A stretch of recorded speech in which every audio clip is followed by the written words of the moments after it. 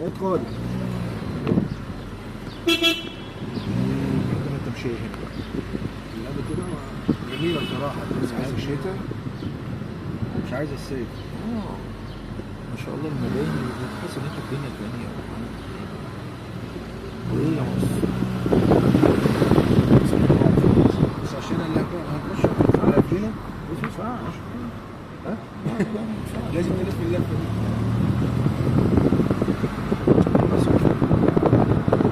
ودي الجامعة بتاع السينما الأمريكية شبه المصرية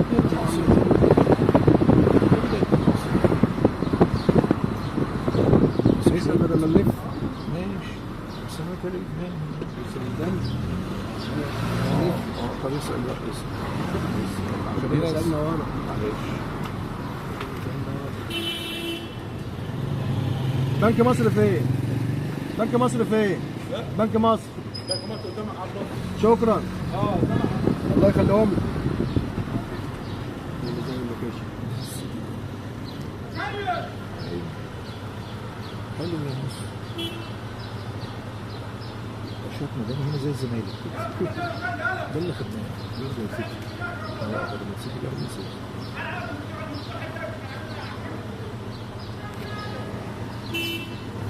بس هو عيبها شوارعها ضيقة. كانت معمولة امتى؟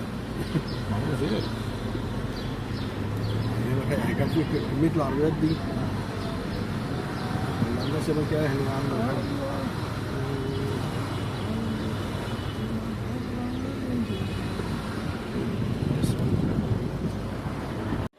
منطقة جاردن سيتي. والله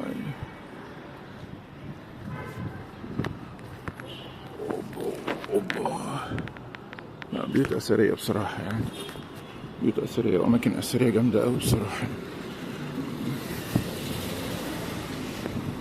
معمار وزخرفة عالي جدا.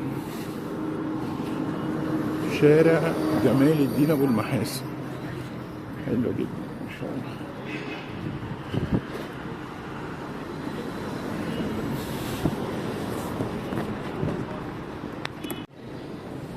جاردن سيتي يعني من أحلى الأماكن اللي ممكن إن أنت تعيش فيها أو تسكن فيها.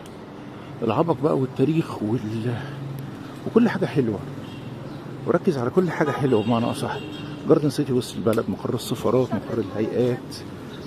مش عايز أقول لك يعني من أحلى وأجمل المناطق في مصر. القاهرة خدوية قوي، العمارة القديمة، في عمارات جديدة طبعا وفي تكنولوجيا عالي، ولكن إنها جاردن سيتي وستظل جاردن سيتي وهي وسط البلد. الداون تاون الحقيقي اللي انت سيرشد عليه هتلاقي داون تاون. اوكي.